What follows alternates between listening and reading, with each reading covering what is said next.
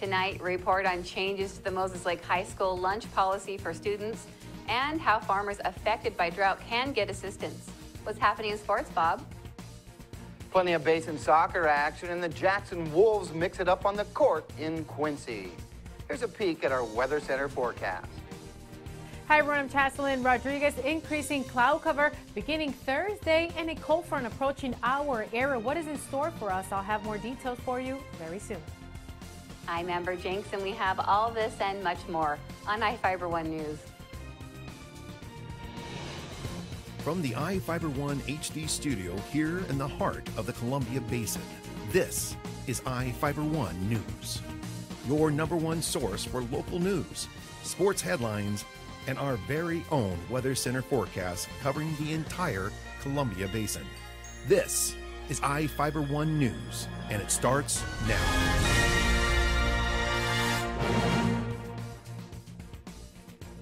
A Moses Lake student's concerns led the school district to change how it handles lunches for high school students. The school district is allowing high school students 2 emergency meals if they have a negative balance on their school account. The student must pay for the meals and the negative balance before they are eligible for any more emergency meals. The district changed its policy after a student reported a fellow student was denied lunch because he needed $1.20 more to pay for the meal. Superintendent Michelle Price said the previous policy wasn't in place to punish children. It was meant to teach high school students responsibility. Moses Lake parents can access their children's meal accounts on the district's website and arrange to receive a warning when their child has less than $5 on their account. For more information, contact the district office at 509-766-2650. Grant County Commissioners are looking for people to help run the Grant County Fair next year. Reporter Devin Higgins has the details. Volunteers are needed for 2 Grant County Fairgrounds committees. The Grant County Commissioners want to fill positions on the Fair Advisory Committee and the Fairgrounds Facilities Advisory Committee. The Fair Advisory Committee helps prepare and run the Grant County Fair. The Fairgrounds Facilities Advisory Committee develops plans for future improvements to buildings and other structures at the fairgrounds. Committee members serve a 3-year term and are limited to 2 terms. Committee members don't receive compensation. Applications are available at the county website by clicking on the Request for Volunteers link. The commissioners did not set a deadline for the applications. For more information, contact Fairgrounds Director Jerry Gingrich at 509-765-3581. A transient is serving a year in prison after he was accused of raping a woman in a Moses Lake bathroom. Darren Bunny, a 50-year-old man, pleaded guilty in Grant County Superior Court to delivery of methamphetamine and assault in the 4th degree. Prosecutors initially charged him with rape in the 1st degree, kidnapping in the 1st degree, and harassment. The charges were dropped as part of a plea agreement. He faced between a year and 8 months in prison. The victim and 2 men were talking in a parking lot early in the morning on June 5th when Bunny approached them to deliver methamphetamine. The men went into Sinkayu Square bathroom and smoked the drug. The 2 men left the victim with Bunny. He attacked her in the bathroom. He admitted to having sex with the victim but claimed it was consensual. Farmers and ranchers affected by the drought can start applying for help with the U.S. Department of Agriculture's Emergency Conservation Program starting on Monday. The program provides assistance to farmers and ranchers who had to do additional construction work to provide water to their crops and livestock. The work can include installing pipes, water storage tanks, drilling or deepening wells, and improving water for livestock. The agency shares a portion of the cost for the projects with producers qualifying for the program. The program is limited to $200,000 per person or legal entity and per natural disaster. For more information, contact the U.S. Department of Agriculture at 509-754-2463 or go to the agency's website. Now we take a look at people being sought by law enforcement. This is Sheriff Tom Jones with the Grant County Sheriff's Office. Each of the people you see here have a warrant for their arrest. If you see any of these people, we ask you do not attempt to detain or apprehend them, but call us at 509-762-1160 or send us an email at primetips@co.grant.wa.us. If the person is presenting a danger, call 911. With your help, we can bring these people to justice and make our community safer. We'll be back right after this. My name is Kat Sanderson, Managing Broker for Pillar Rock Realty Group. We love the Columbia Basin because it's our home, and we want to give back to our community by kicking off our Pay It Forward campaign. If you buy or list with us, we will donate 1% of our total proceeds to a local charity of your choice and in your name. Call us today at 754-4444 or visit pillarrockrealty.com because we are your local real estate experts.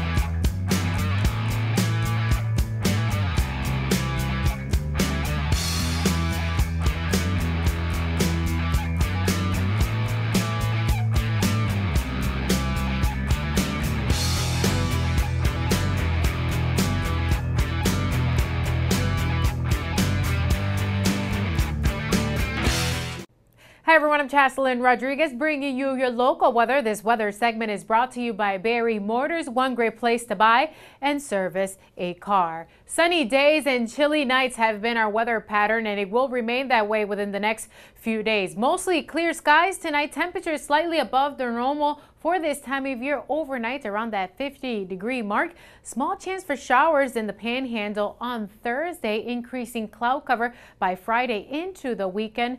A cold front will push through, bringing us a threat of gusty winds. Sustained winds between 15 to 25 miles per hour, and they could gust as high as 55 miles per hour. So we will keep an eye on that. In the meantime, let's take a look at the almanac within the past 24 hours. We started off the morning with temperatures very close to the average for this time of year, around 44 degrees. The average is 45, and maximum temperatures around 10 degrees above the normal for this time of year, hitting that 80-degree mark, very close to that record high of 86 degrees in 2008, and that sun setting at 6:40 p.m. And for Moses Lake, temperatures this morning around that 40-degree mark, around the normal for this time of year. Maximum temperatures around 10 degrees above the normal for this time of year, in the lower 80s, very close to that record high of 85 degrees in 1970, and that sun setting at 6:39 p.m. And right now, outside your door, clear skies, temperatures in the upper 70s, dew points in the lower 30s, and those winds pushing through from the east-northeast pretty calmly up to 4 miles per hour, and they will remain calmly within the next few days. A little bit of cloud cover coming through from the south on Thursday into the inland northwest and as well as towards eastern parts of our states. However, we're expecting dry conditions within the next few days. The unsettled weather is mostly towards southern parts, Oregon, and even into the inland northwest. Towards southern parts of the Panhandle for our area. We're expecting sunny skies, well, mostly sunny skies up until the end of the work week, and then we'll get that increasing cloud cover by Friday through the morning hours. Let's take a look at those temperatures towards the coastal area in the lower 60s to mid 60s, towards Seattle in the lower 70s with lots of sunshine and coming through the Yakima Valley. In the lower 80s with partly cloudy skies. Towards the inland northwest, mostly cloudy skies are expected, and those temperatures remaining around the mid 70s. Let's take a closer look at our Columbia Basin. Those maximum temperatures will remain in the lower 80s for Thursday afternoon. Increasing cloud cover. We're expecting partly to mostly cloudy skies on Thursday with maximum temperatures in the lower 80s. Decrease in temperatures, especially for the weekend, with a slight chance of showers. We'll be right back with sports.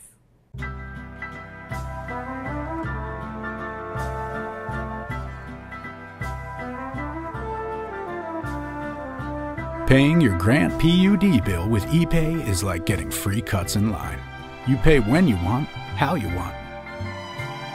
Get free cuts in line with Grant PUD ePay. Visit grantpud.org. Oh, dude, I'm just in the theater. It's totally cool. Ah. The new flamethrower cheeseburger now with a $5 lunch. I'm going flamethrower today. Remember what happened last time? I'm going flamethrower today. Gary, do you remember what happened last time? I'm going flamethrower today. Remember what happened last time? Comes with a Sunday now. I can handle it. You know your body, Gary. Go flamethrower. Now the DQ $5 lunch comes with the new jalapeno bacon flamethrower cheeseburger, plus fries, drink, and a sundae. This is fan food, not fast food. It was a beautiful afternoon for a soccer match between the Cougars and Warriors Tuesday. Unfortunately, only one team was up for the contest. Warden played an unwelcoming host to Walook Tuesday, shutting out the Warriors 5-0 on the pitch. The Cougars, under new head coach Hannah Mose, dominated first-half possession and the scoreboard with 3 first-half goals. The margin could have been a wider spread as Warden misfired on a handful of shots over the first 15 minutes of the fuss. Jennifer Mendoza struck first for the Cougars. Brenna Whitney tickled the Walook net after a couple Warden misses and a save or two by the Warriors keeper to put the Cougars up 2-0. Heidi Gonzalez made it 3-0 on a goal late in the first half. The Cougars tacked on second-half goals from Alexis Gonzalez and Whitney, and the rout was on. Warden moves to 4-2-1 in Central Washington 2B play with the win. The Cougars hit the pavement to Granger Thursday for a non-league match with the 1A Spartans. Maya Spencer and Becca Schmuck scored 2 goals each and afraid to shut out Wapato on the road 6-0. Amity Gallagher put the Tigers on the board early in the contest when she found the back of the Wolves' box 3 minutes in. Spencer's first goal of the fuss came in the 13th minute. Caitlin Ostrowski made it 3-0 at the 21-minute mark. Schmuck rounded out first half scoring with her initial goal just before the break. Schmuck's second score of the contest found its mark at the 46th minute of action. Spencer capped off the shutout with her second goal at the 56th minute. Keeper Courtney Richardson rejected 5 Wolves shots on frames. Lupita Herrera recorded 9 saves for the Wolves. Rounding out the Basin Soccer scoreboard, it was Royal getting past Granger 2-1. Sela blew out Quincy 8-1, and Prosser blanking Othello 4-0. Quincy and Wapato went at it on the Jacks volleyball court in CWAC action last night. Reporter Sean Wells was on hand for the action and files this report. There was a nice crowd on hand for Quincy volleyball hosting Wapato. The Jacks were looking for a win in their CWAC league opener after starting the season 4-1. It was Quincy coming out strong in the first set, jumping out to a commanding lead. A couple kills by Samantha Klein and Alex Bissett helped the Jacks take the set 25-13. Quincy would roll in the second set and third set, winning 25-23 and 25-16 to close out the Wolves. Alexis Safford had 5 kills and 8 digs for Wapato, while Ashley Garza added 12 assists. Samantha Klein, Alex Bissett, and Erin Neuenhaus were key players for Quincy in the victory. The Jacks will look for consecutive league wins when they travel to Othello this Thursday. For iFIBER 1 News, Sean Wells. The Seattle Mariners have made a move at general manager. After canning Jack Zarenzik, the M's have decided on former Angels GM Jerry DiPoto. DiPoto will become the 9th full-time GM for Seattle Mariners, looking to end a 14-year playoff drought, the longest in baseball. DiPoto was hired as the Angels GM in 2011, but a rift between he and manager Mike Scioscia led to DiPoto's resignation this summer. DiPoto interviewed for the M's GM position in 2009, but was runner-up to the man he's now replacing. DiPoto likes the Mariners' young foundation and believes to build better strength within the minor league farm system. DiPoto wants to use Safeco Field to his advantage and find athletic ball players who fit the mold for the big ballpark. He's yet to make a decision on whether he will retain manager Lloyd McClendon for next season. Lloyd has 1 more year left on his contract. We'll be back after this short break.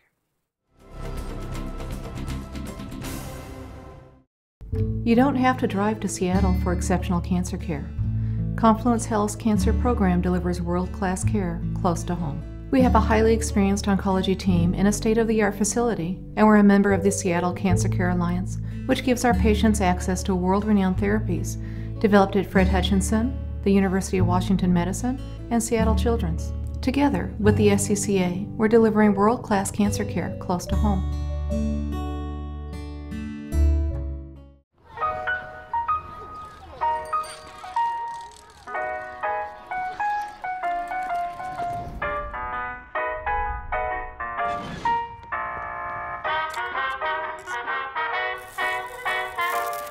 The Dodge brothers' competitive spirit and engineering prowess started long before they built their first car, and will continue long after their latest, the most technologically advanced vehicle in its class.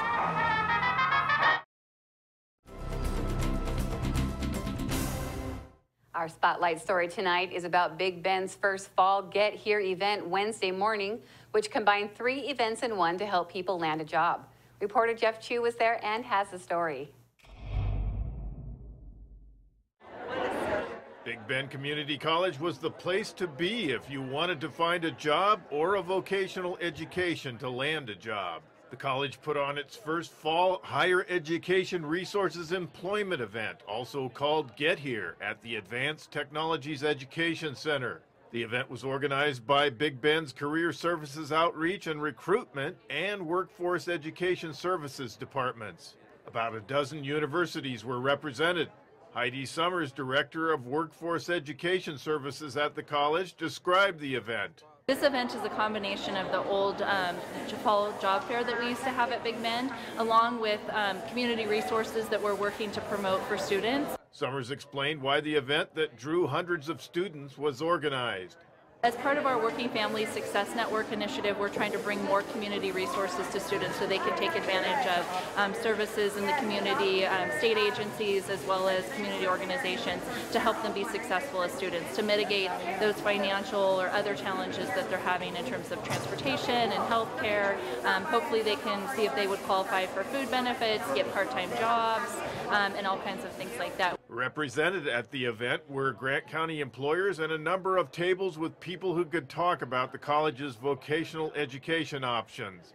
They range from welding to nursing to automotive technology. Manufacturing, we have some retail, some healthcare. The police department is here, as well as the school district, so government agencies. So it's a combination of the higher education, the Big Bend programs, the four-year university transfer, the employment, and then the community resources. Instead of doing a couple of different events through the fall and getting some of the same folks and everything, we decided to make it one really big event. The event gave students a chance to learn more about organizations and services that they might not otherwise know existed. It was kind of a joint venture through my department. A couple of people who work in my department, Monica Medrano and Bonnie Jeffrey, as well as our recruitment and outreach coordinator, Rita Ramirez, put this all together. So it's a combination of the higher education, the Big Bend programs, the four-year university transfer, the employment, and then the community resources. I'm Jeff Chu for iFIBER 1 News. We'll be right back after this. Quincy Foods, LLC, a subsidiary of Norpac Foods, is seeking motivated individuals to fill the positions of general laborer for their corn harvest season. They have full-time seasonal openings, must be 18 years old and older, willing to work swing shift. Great people to work for in a challenging food processing environment. Apply at 222 Columbia Way in Quincy between 8 and 5 p.m. Monday through Friday, or online through WorkSource. Quincy Foods is an equal opportunity employer. Well, one thing I knew from being a patient myself was that a dental office is a scary place to come to. And so we wanted everything possible to make sure that our office is a comfortable place for our patients to visit.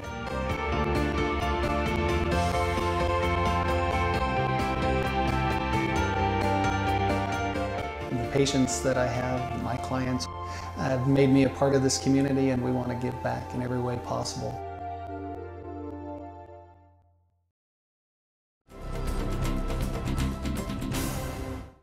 Welcome back.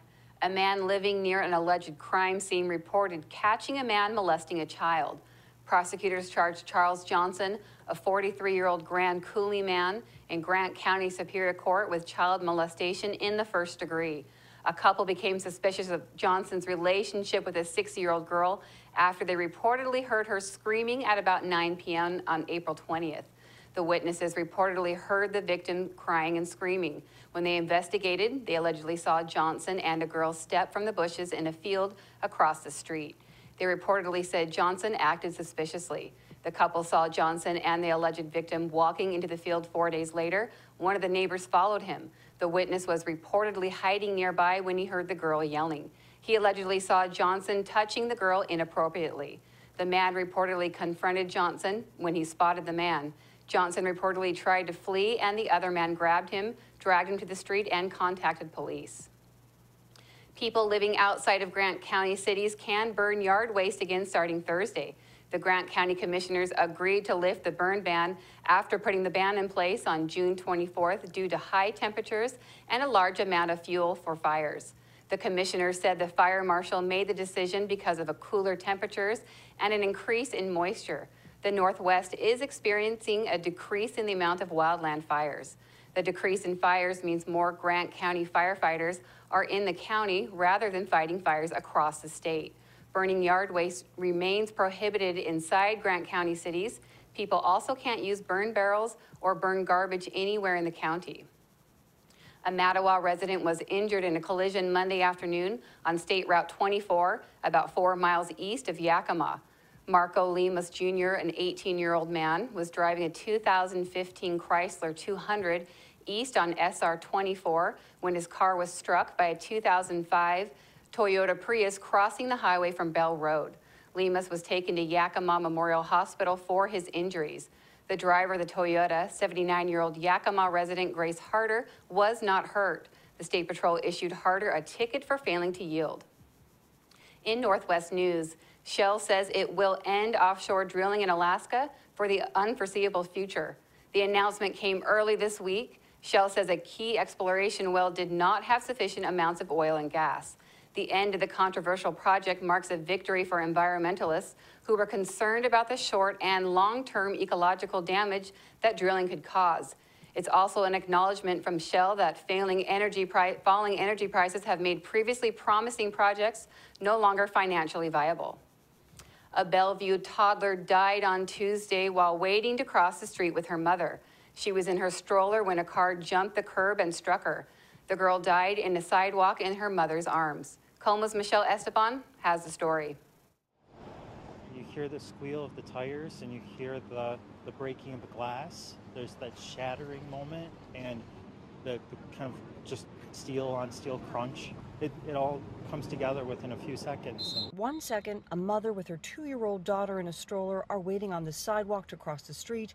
The next second... What was weird, I guess, for me, is that there was almost a whole second then where it was just dead silent, and then the screaming started. Scott Kring was about to turn into the intersection at Bellred Road and 140th Avenue Northeast when the blue Nissan was turning left from 140th, when the Durango coming from the opposite direction hit it and pushed it onto the sidewalk, where witnesses say the mother and child had no time to react. I'll just never forget the lady was holding her baby. Police were on the scene within minutes. The responding officer, Officer Rob Johnson, tried to perform CPR on the child, but the damage to the body was just so extensive that it was a futile effort. What is that on the ground? I was like, oh no, I don't know what it is. Is it a body or just a blanket? And then I saw the mom sobbing and stuff. So it was really sad. So many witnesses, including passengers on a Metro bus, stunned by what they saw, compelled to learn more about this 25-year-old Bellevue mother and her precious daughter, and now forever connected to this tragic story. After it happened, I couldn't get it out of my mind, and I drove back here. I was really devastated me, and that's why I had to come back and see what was going on. That's going to do it for us here at iFIBER 1 News. We want to thank you for watching, and we'll see you again tomorrow.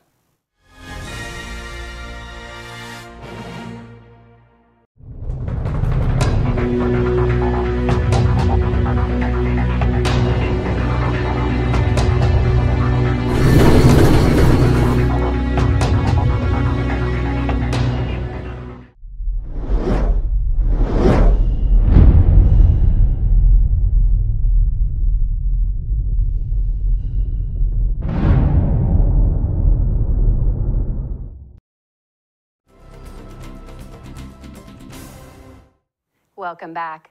An Ephrata man was injured after crashing his motorcycle Sunday afternoon on Interstate 90 in Cle Elum. John Benson, a 23-year-old man, was riding a 2000 Harley-Davidson motorcycle east in a single-lane construction zone when he reportedly lost control and was thrown off the motorcycle. Benson was taken to Kittitas Valley Hospital for his injuries. The State Patrol is investigating the cause of the crash. 2 people were injured in a 3-vehicle collision Saturday afternoon on State Route 17.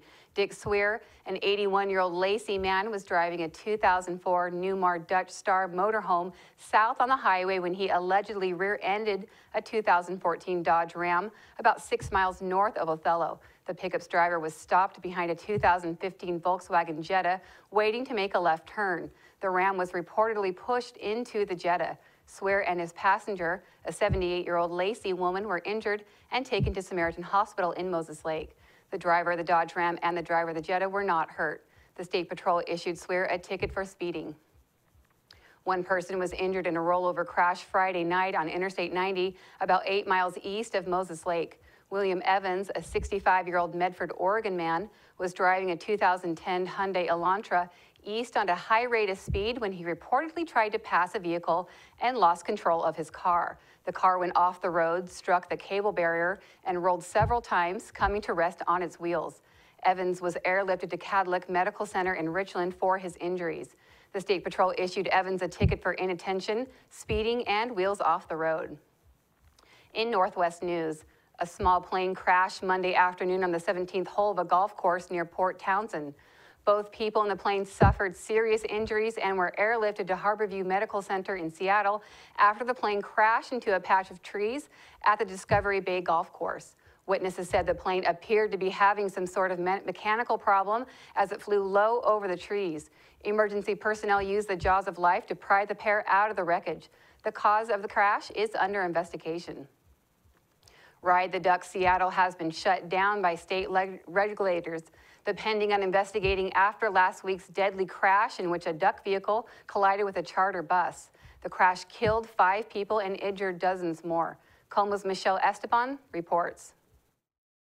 This is an emergency adjudicative proceeding of the Utilities and Transportation Commission. Just 1 day after the NTSB announced that the duck boat involved in last week's deadly crash didn't have an axle repair that was recommended in 2013, state regulators reacted. We need to act immediately. Instead of waiting for a formal complaint, UTC commissioners voted unanimously to keep Ride the Duck's fleet of amphibious vehicles off the streets. The suspension will go into effect immediately. Ride the Duck Seattle operations are suspended pending a state investigation. It's the UTC's job to make sure transportation companies operate in a safe manner. We believe it is important to act immediately to protect the public safety. At issue, what the NTSB investigators revealed Sunday, axle issues. When I landed, I was looking right at it, and I'm going, there's no tire. There was red fluid and everything. I'm going, damn.